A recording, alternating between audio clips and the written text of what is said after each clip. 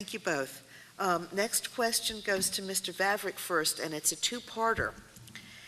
Why in these financially stressed times are streets like High Meadows Road, Crossbow Lane, Meadows End Road, and Bucquonic Ridge Road repaved when these roads were in good condition and are located in a newer community when a road like Elm Street that is driven on by more residents is falling apart and only gets a new orange line down the middle?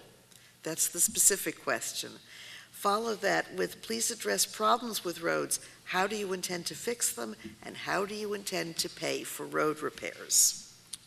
Just so everybody knows, I did not ask that question, but I should have. The bottom line is, the roads that were done, I can't explain why. I guess maybe because they needed to be fixed before they were in worse disrepair like the rest of our roads. But once again, and I know the fact that it's going to cost a lot of money to do these roads. I mean, I can go over the same study that Mr. Buzi has looked at. But the bottom line is Mr. Buzi did say we got a grant for roads, but we applied for over $2.5 million because they weren't shovel ready.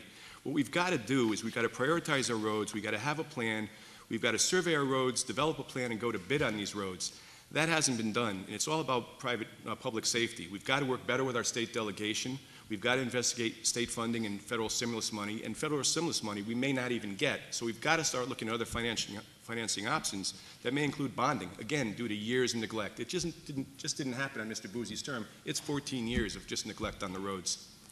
Okay, thank you. Mr. Buzi? I'd like to thank Mr. Vavrek for finally admitting that the roads didn't get bad in the last 2 years. The question specifically, the reason why we pave those roads is because they're good roads and we don't want them to be bad roads. And the reason we paved them is because for 3 miles of road, we put a 3/8-inch slurry seal topping on it, and we got that done for $57,000. Now to do Elm Street, it's going to probably cost $350,000 a mile, period. So Elm Street, you're looking at a substantial amount of money.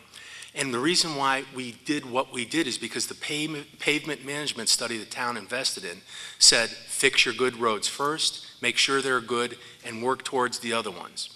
And Mr. Vavrek is correct. We're probably going to have to go to some level of bonding in order to start that. And I've already started those discussions at the town council. And hopefully, after the election, we'll continue them on and do the right thing in terms of the roads we have to bond to pay for. Okay, any rebuttal, Mr. Vavrek? Just the fact that according to our elected officials, we really haven't seen a written plan, and that's where we really need to start. So, you know, whether it's him or I, we have to have a written plan. Your elected officials, your town council, we have to know what we're doing before we can just settle on doing roads. Mr. Buzi? That's factually inaccurate. We sent the town council a list of roads that we've paved. We've done about 20 miles over the last 2 years with a combination of road reclamation, paving, chip sealing, etc. So we've sent that out. I'm not sure why he would bring that up and say we haven't, because the council has asked for those things and we've provided them. Okay, thank you both.